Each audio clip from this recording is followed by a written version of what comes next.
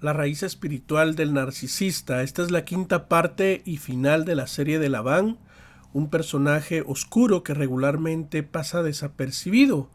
Sin embargo, como ya lo hemos visto a lo largo de este estudio, este personaje encaja perfectamente en el perfil de un narcisista encubierto, maligno.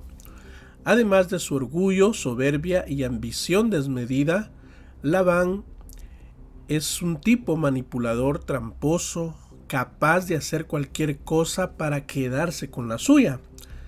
Hoy vamos a descubrir su origen espiritual, pues como ya todos saben en este canal, una de mis teorías es que la mayoría, no todos, pero sí la mayoría de personas que sufren trastornos de la personalidad pertenecientes al grupo B están bajo influencia y o posesión demoníaca.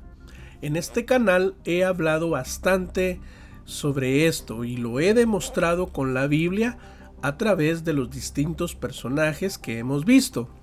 La raíz es la misma y la raíz es Satanás. La ciencia y la psicología dirán que son enfermedades mentales, etc. Sin embargo, esto no siempre es así. El origen de estos trastornos y casi todos los problemas del ser humano es el pecado. Y hay casos particulares donde estos se tratan de pruebas o juicios de Dios. Bien, en el episodio anterior nos quedamos, se recuerdan, en que Jacob estaba queriendo escapar de Labán junto con su familia. En el versículo 19 de Génesis 31 dice que en ese trayecto, cuando se disponían a dar marcha, Raquel hurtó los ídolos de su padre. ¿Por qué hurtó o por qué los robó? Esto lo vamos a saber más adelante. Ahorita me gustaría primero que definiéramos qué cosas son los ídolos. Los ídolos en la Biblia se refieren a los dioses de barro o a las figuras de yeso o de madera que mucha gente, por cierto, hasta el día de hoy rinde culto, adoración o veneración, como quieran llamarlo. Como se dan cuenta, el tema de la idolatría viene desde tiempos inmemorables, prácticamente desde casi los inicios de la humanidad. La idolatría es pecado y abominación delante de Dios. Pero no solo eso, dice la Biblia. La idolatría está íntimamente ligada a los demonios. En Deuteronomio 32:16, en la versión Reina Valera contemporánea, dice así: con dioses ajenos despertó sus celos, con sus repugnantes hechos provocó su ira. En vez de ofrecerle sacrificios a Dios, se los ofreció a los demonios, a dioses que nunca antes había conocido. Aquí los dioses ajenos y los demonios son lo mismo gramaticalmente hablando. En otras versiones dice dioses extranjeros o dioses falsos, los cuales están en contraste con el Dios verdadero. Este texto conecta claramente la adoración pagana con los malos espíritus. Levítico 17:7 agrega otra conexión importante. Dice: y nunca más ofrecerán sus sacrificios a esos demonios por los cuales se han prostituido. Regularmente los ídolos o otros dioses pertenecían y eran adorados por las culturas circundantes, o sea, no tenían nada que ver con el pueblo de Dios. Pero esto es el Antiguo Testamento, van a decir algunos. Ok, vayamos al Nuevo Testamento. El apóstol Pablo confirma de nuevo esa relación entre ídolos y los demonios. Primera de Corintios 10:19 dice: ¿qué digo pues? ¿Que el ídolo es algo o que sea algo lo que se sacrifica a los ídolos? Antes digo que lo que los gentiles sacrifican, a los demonios lo sacrifican y no a Dios. Y no quiero que vosotros os hagáis partícipes de los demonios. Bien, sin el afán de ofender a nadie, pero las religiones asociadas con ídolos, dígase figuras, fotografías, pinturas o muñecos de culto, adoración o veneración están asociadas con los demonios. Donde hay asociación de demonios, tarde o temprano se manifestará actividad demoníaca. La actividad demoníaca se manifiesta abierta y encubiertamente. Por ejemplo, en los tiempos de Jesús, la gente endemoniada o poseída se manifestaba abiertamente en público a través de ataques descontrolados, conductas violentas o bizarras, enfermedades incluso, etc. Ahora, todas esas manifestaciones o síntomas aún se dan, pero la ciencia como la psicología se han encargado solamente de ponerles un nombre. Ahora, la actividad demoníaca encubierta a la que me estoy refiriendo se manifiesta en el individuo endemoniado que escucha una voz que les habla y les incita, ya sea para hacerse daño a sí mismo o hacer daño a otras personas. En otras palabras, la actividad demoníaca encubierta aparece primero en la mente del sujeto y luego se manifiesta a través de él o de ella en su carácter, en un carácter temerario, intimidante, usando el miedo, las amenazas o las provocaciones hacia otro individuo. Por eso yo no tengo ninguna duda que la mayoría de narcisistas y psicópatas están bajo posesión o influencia demoníaca. Se comportan así porque buscan combustible, atención, drama, y esa es la explicación que normalmente se da a estos casos. Y eso es cierto, pero ¿qué hay detrás de esa conducta hostil? ¿Un trastorno de la personalidad? Sí, puede ser. Sin embargo, estas conductas pueden tener su origen en un asunto espiritual. Mucha de esta gente, independientemente de su conducta, suele abrir puertas a los demonios. La conducta es el resultado de abrir esas puertas. Las cosas que estoy compartiendo con ustedes son espirituales, recuérdense. Y como son espirituales, no todos las van a entender, no todos van a estar de acuerdo conmigo. En fin, viéndolo desde esta perspectiva, no es casualidad que las personas con estos trastornos se caractericen por el deseo de tener contacto sobrenatural con el mundo de los espíritus. Por eso es que esta gente fácilmente se infiltra en las iglesias o a todo lo relacionado al ambiente espiritual que no necesariamente es cristiano. La nueva era, la brujería, la astrología, el yoga y un sinfín de prácticas que no tienen nada que ver con Dios, sino con los demonios. Todo esto es a lo que la Biblia se refiere como dioses falsos o dioses extranjeros, lo vimos. Todo lo que se refiere a idolatría, ocultismo, paganismo, prácticas astrales, todo esto se trata de demonios. Actualmente hay mucha gente metida en estas cosas, gente, digamos, bien intencionada que busca tener un encuentro con el Dios verdadero, pero ignoran, no saben que están engañadas, que están adorando a demonios y dioses falsos. Y por supuesto en esas cosas está metida la gente que no cree en el Dios de la Biblia, ni en el diablo, ni en los demonios, pero sí, interesantemente, creen en otras deidades y doctrinas extrañas que ni vienen al caso comentarlas acá. El asunto es que los ídolos que Raquel había tomado, dice el texto, pertenecían a Labán. Con esto queda claro que Labán era un idólatra y un pagano.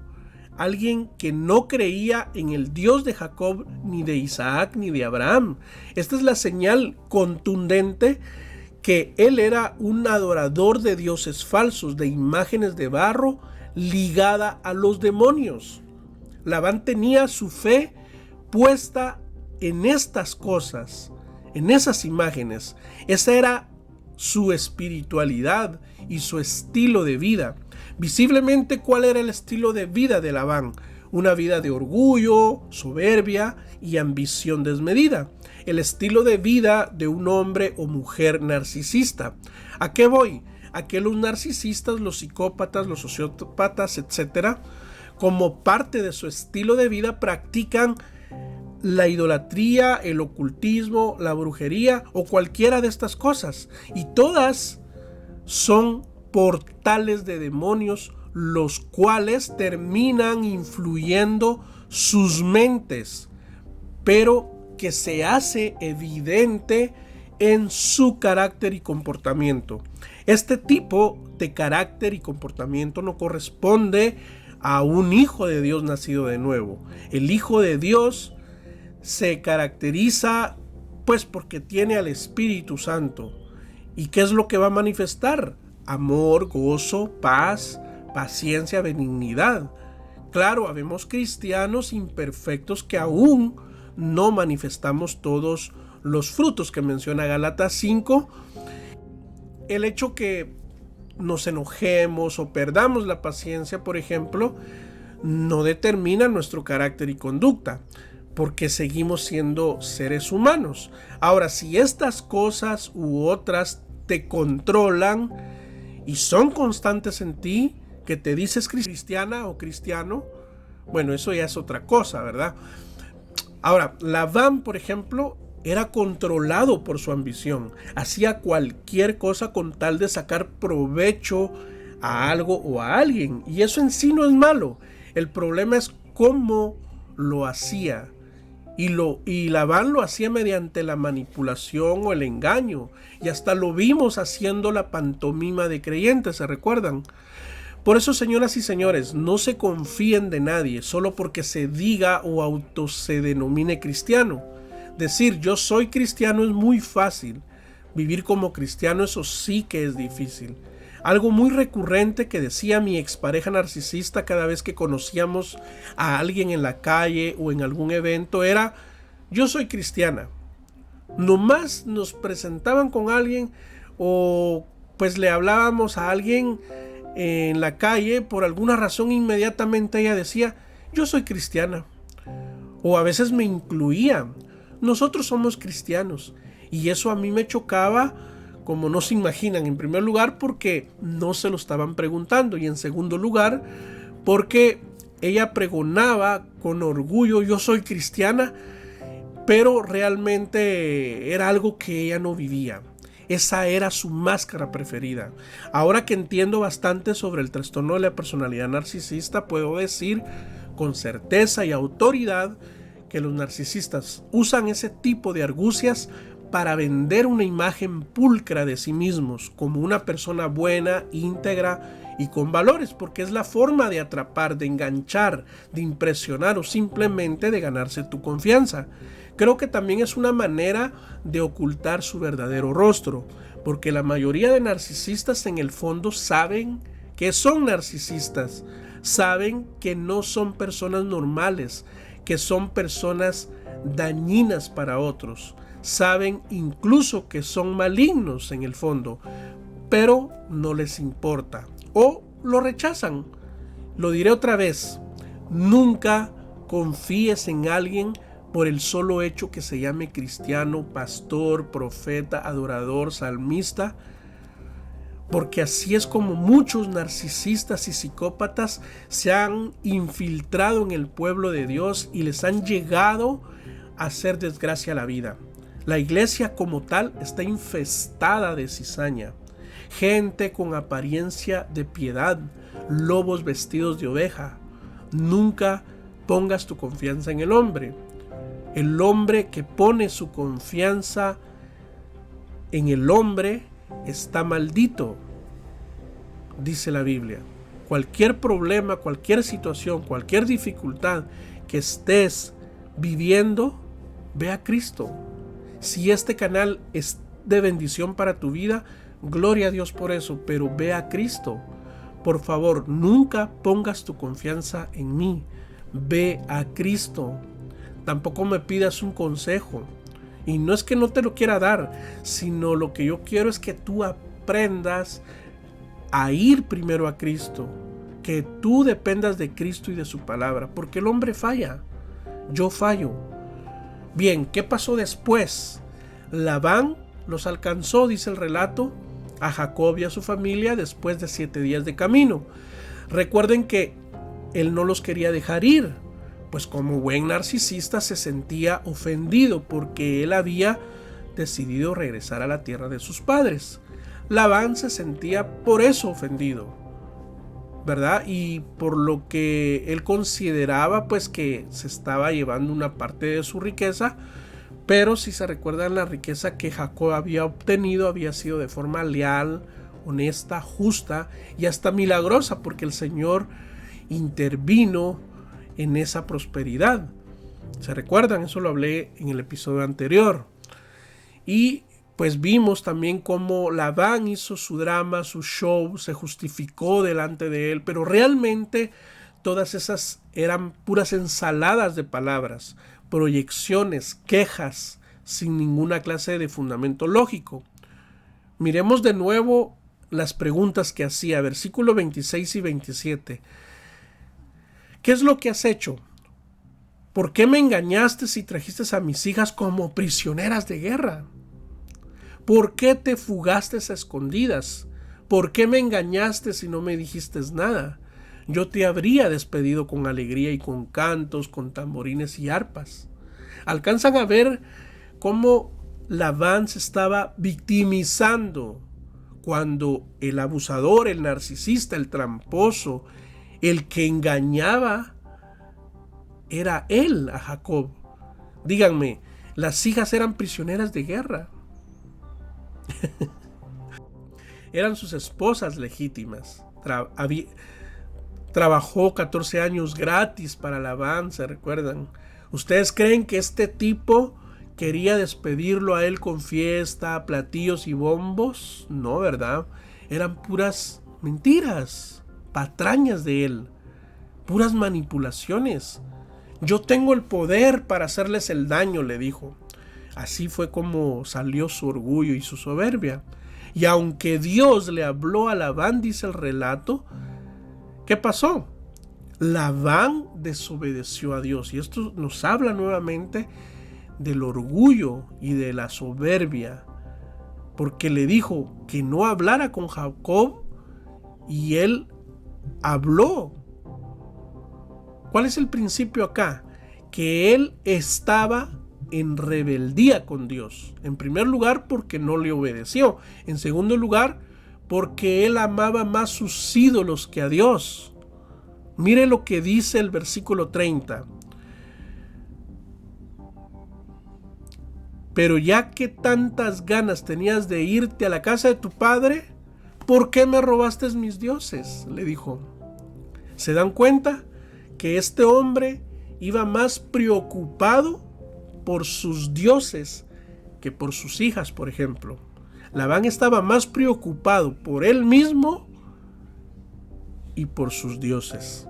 El Espíritu Santo creo que nos ha revelado y nos ha confirmado con esta historia que la gente con este tipo de trastornos, su origen o su raíz es espiritual.